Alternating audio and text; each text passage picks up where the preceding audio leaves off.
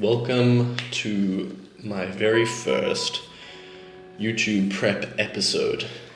I've been feeling super sick the last 2 days, so I figured it's a good time to finally get this content out there and walk you through kind of my training philosophies.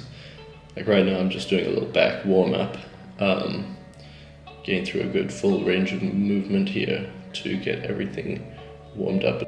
As you get lower in calories during the cut, and also in winter, it becomes even more important to warm up and get blood flow pre-lift, as your body is prioritizing that less.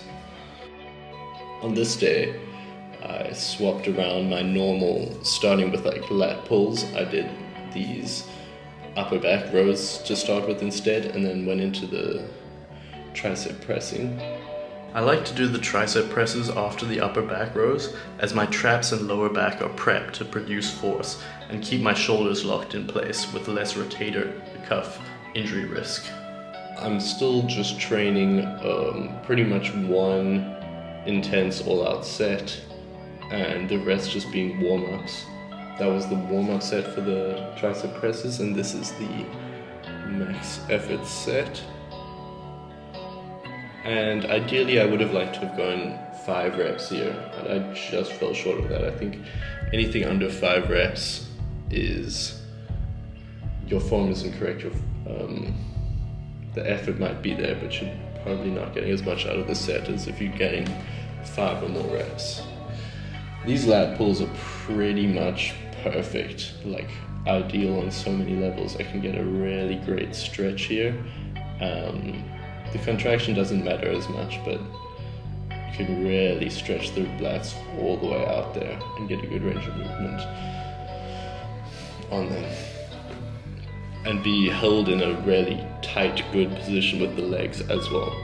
I think some of the other ones where people are just standing or kneeling on one leg, your whole body isn't tight and fixed into position as it is in this, to where only the elbow, shoulder, and hips are kind of moving and flexible there.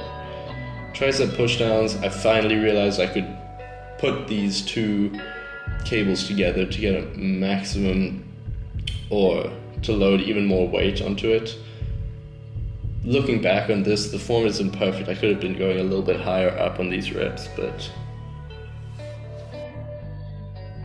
for the posing, we're at about 91.4 at the end of the week for the morning weight. I'm doing check-ins on Sunday. I think the previous week it was about 91.6, but I think I'm growing a little bit of muscle as well as losing some water and fat. And the calories started at 3,000 every day with 30 minutes of cardio, and then now I've increased that to 40 minutes of cardio and 2,700 calories on rest days, and now I've just added in another 40 minutes of cardio on the rest days because I won't be training. I can notice some impingements and imbalances in my posing here, which could be fixed with some deep tissue work. However, I want to limit that throughout the prep. As you do become less connected and strong, there's a trade-off and an ideal balance. Bodybuilding is to me the balance of extremes, extreme intensity balanced with extreme recovery, extreme eating and diet, etc. With my current training style, I do many warm-up sets into one all-out maximum effort perfect form set. And I have in the past done more volume supersets, etc. And I consider changing my training style up and adjusting. But it's working, and if you're growing and you're not getting injured, that's a really good place to just stick with what you're doing and not change things. I think if I wasn't growing at all and I was getting injured often, then I would definitely be changing things up. Like on these pendulum squats, there's a lot of like readjusting my legs here just to make sure that I'm not injuring myself again, because I've just been recovering from the tibialis and patellar tendonitis and a little hamstring tear last year. But it was feeling great on this day. I just smashed my shin into a metal pole the other day, so hopefully it'll still feel okay the next time.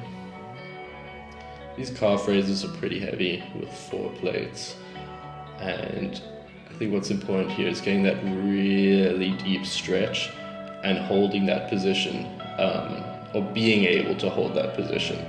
I don't think you need to hold it every single rep, but the fact that you can get that range of movement and your calves are strong and capable in every position is a good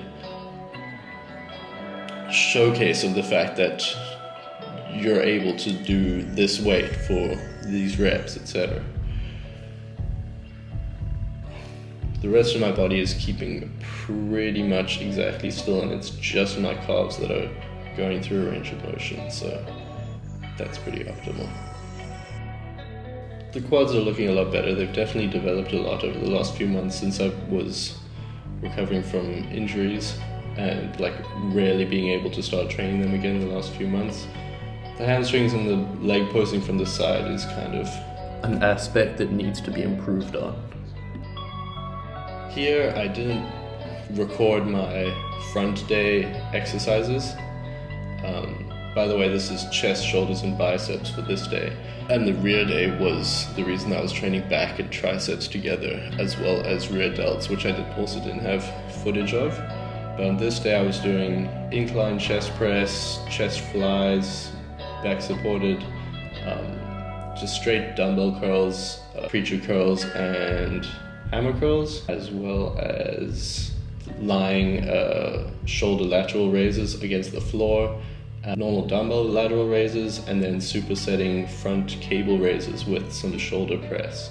I also started incorporating chest pullovers for the chest, just for the mind-muscle connection, as well getting that serratus and being able to hopefully help with some of my posing. Here we have the posing from 15 and 14 weeks out on the left and right. And of course the lighting is completely different, so